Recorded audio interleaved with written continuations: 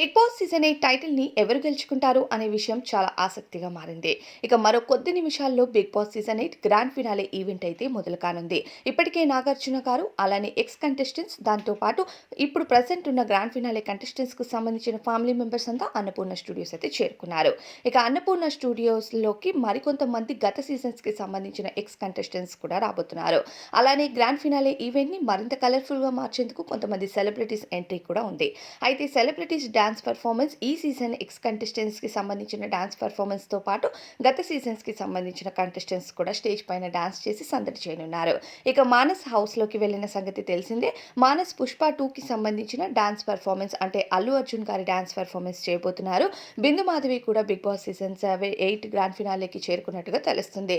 దానితో పాటు ఈ సీజన్ ట్రోఫీని రష్మిక మందన్న చేతుల పైన ఇవ్వబోతున్నట్టుగా తెలుస్తుంది. ఎందుకంటే ఈసారి ఒక అమ్మాయితో ట్రోఫీని ఇప్పించాలని చెప్పి డిసైడ్ అయిందట బిగ్ బాస్ సీజన్ 8 టీమ్. అయితే రష్మిక మందన్న రీసెంట్‌గా 'పుష్ప 2' మూవీతో మంచి సక్సెస్‌ని అందుకున్నారు కాబట్టి ఈ సీజన్‌కి రష్మిక మందన్న గారి ట్రోఫీ అందజేయబోతున్నట్టుగా తెలుస్తుంది. ఇక ప్రేరణకి కూడా రష్మిక మందన్న మంచి స్నేహితురాలని అందరికీ తెలిసిందే. మరి ఇక ప్రేరణను చూసాక రష్మిక మందన్న రియాక్షన్ ఎలా ఉంటుంది? ప్రేరణ రియాక్షన్ ఎలా ఉంటుంది అన్నది ఈ గ్రాండ్ ఫినాలేలో చూడొచ్చు. మరి దీనిపైన మీ అభిప్రాయం ఎవరు విన్నర్ అవుతారో కామెంట్ చేయండి.